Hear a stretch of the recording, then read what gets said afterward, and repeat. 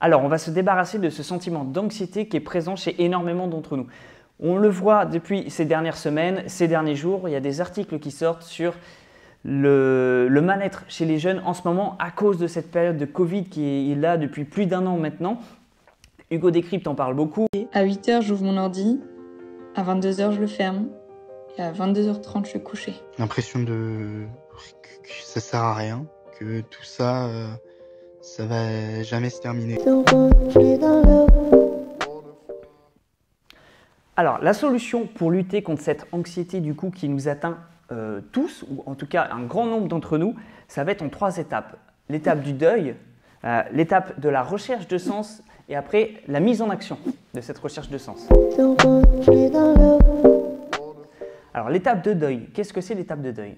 L'étape de deuil, ça va être en fait le deuil de déjà la normalité, c'est-à-dire accepter qu'on ne soit plus dans l'attente d'un retour à la normalité. Ça, c'est une attente en fait qui crée des espérances et des espérances qui ne sont pas comblées. Donc ça nous enferme en fait dans un système sans fin et qui ne sera jamais complètement comblé. Donc il faut complètement faire le deuil de cette normalité qu'on a envie de retrouver. La vie d'avant, le deuil de la vie d'avant, passer le temps en attendant le retour de la vie d'avant, il faut l'arrêter en fait, ce système de fonctionnement-là. Donc, il faut faire le deuil de la vie d'avant, le deuil de la normalité et accepter la situation présente, c'est-à-dire vraiment poser qu'est-ce qui se passe aujourd'hui, où on en est et maintenant faire avec ça. Ensuite, c'est le deuil de la justice, puisque ça participe beaucoup à l'anxiété aussi. Le deuil de la justice, ça va être quelqu'un qui justement a 20 ans par exemple et va se dire c'est injuste, ceux qui avaient 20 ans il y a 10 ans, eh ben, eux ils ont eu une vingtaine normale, c'est injuste parce que moi je peux rien faire, parce que moi je suis enfermé chez moi, je ne peux pas aller voir mes copains dans un restaurant, etc. En fait, la justice, c'est quelque chose qui n'existe pas. Il n'y a pas de loi surnaturelle qui impose la justice à la vie. La vie, elle est toujours injuste. Des fois, on est récompensé alors qu'on n'a rien fait. Des fois, on n'est pas récompensé alors qu'on a travaillé avec acharnement.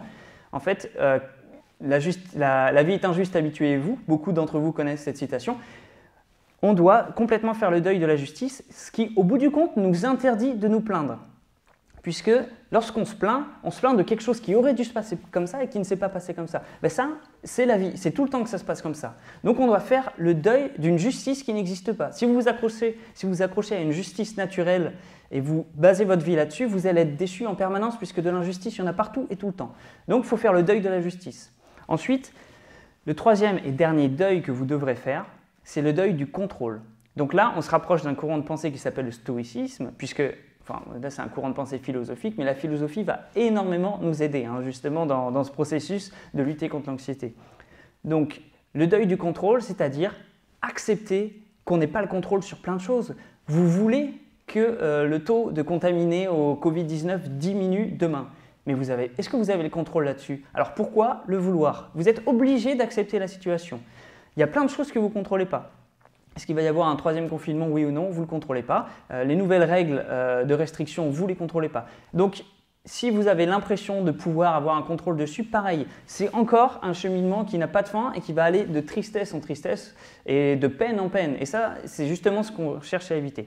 Donc, deuil de la justice n'existe pas, la justice surnaturelle n'existe pas, donc il faut faire le deuil de ça. Le deuil de la vie d'avant, le deuil de la normalité et le deuil du contrôle. Première étape, et la plus importante et la plus difficile, l'étape de deuil.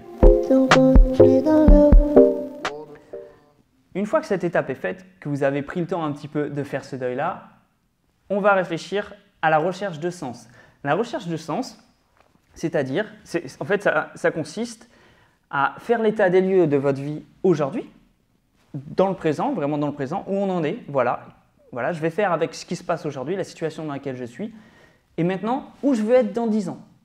Donc ça, la recherche de sens, c'est qu'est-ce qui correspond à ma philosophie de vie? Quel type de métier, quel type de vie je veux avoir? En fait, c'est extrêmement important.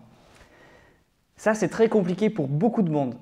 Ne serait-ce que d'arrêter de divertir son cerveau et penser au sens de notre existence, c'est très compliqué. Et il y en a à qui ça fait extrêmement peur. Il y a des outils pour ça. Je vous conseille par exemple la méditation, la sophrologie, etc. C'est des choses très compliquées et il y en a certains qui ont énormément de mal par exemple à faire de la méditation puisqu'ils ont toujours des pensées qui viennent. Et ils n'arrivent pas complètement à faire, entre guillemets, le vide, c'est impossible. Je vous conseille par exemple d'aller prendre, pourquoi pas essayer avec Louis, qui est le professeur de méditation avec lequel je travaille à Agora Yoga. Vous allez sur Agora Lisboa et il fait des cours Zoom de méditation où il va vous expliquer les étapes. Justement, lui, il a été formé pour essayer de passer ces difficultés-là à rentrer en méditation. Cette anxiété peut-être qui arrive quand vous commencez à penser à rien, tout ça, il a été formé justement pour lutter contre ça. Donc je vous encourage, vous pouvez aller prendre des cours de méditation dans des groupes en fait, ou dans des groupes Zoom, c'est ce qu'il fait en ce moment. D'habitude, il le fait dans notre local ici, mais bon là c'est fermé. Donc il le fait en ligne. Voilà, la méditation est un des outils pour réfléchir sur soi-même et avoir une idée globale de là où on veut aller dans le futur, de là où on veut être plus loin. Donc ça va souvent commencer par ce qu'on ne veut pas, puisque c'est souvent l'étape la plus simple. Et une fois qu'on sait ce qu'on ne veut pas, il ne s'agit pas de savoir exactement quel métier on veut ou exactement où on veut être.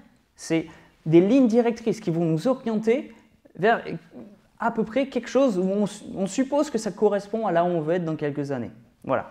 Donc ça, c'est la deuxième phase, la recherche de sens, tout simplement. Et la troisième phase, ça va être la phase d'action. Alors, la phase d'action est là aussi très compliquée puisqu'on a beau être rempli de plein de bonnes intentions, il est très difficile d'avoir une rigueur quotidienne pour mettre en place cette phase d'action.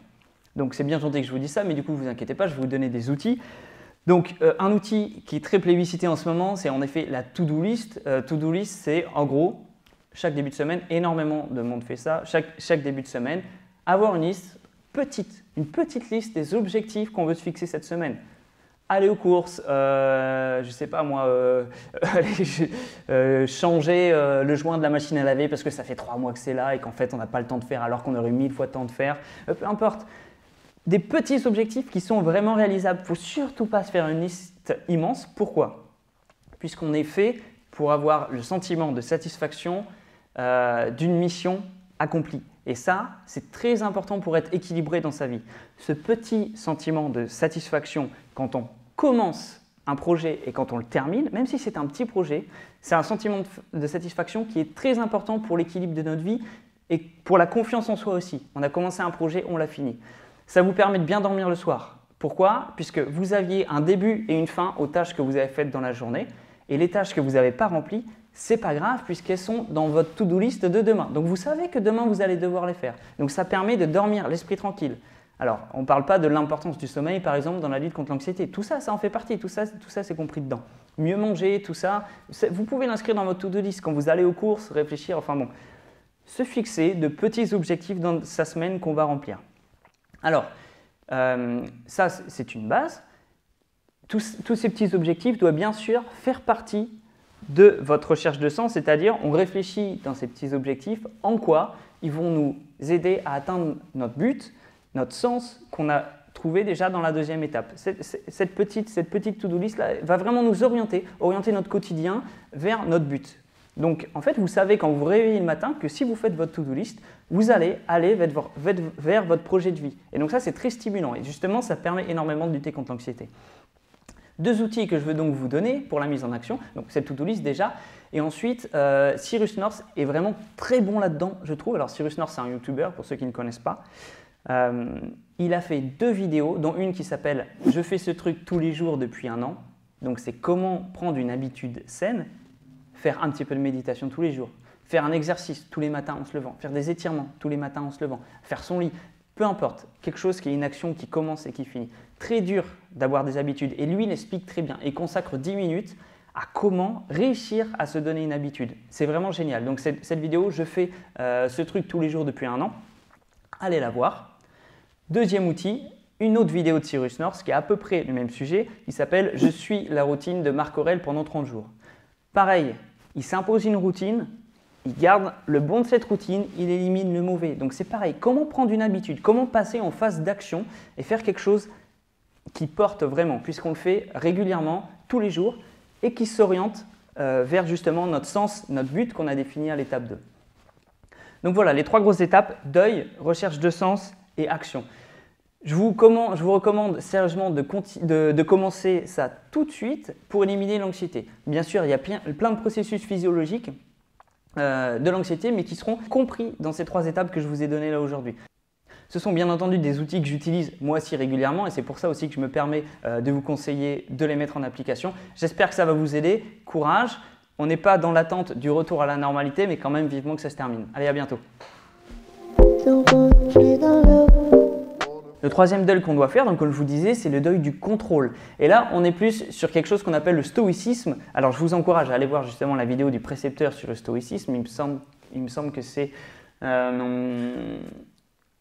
Est-ce que c'est Épicarte? Je ne sais plus son nom à ce mec-là.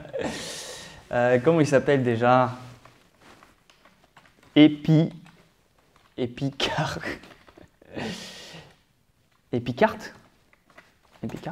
Stoïcisme.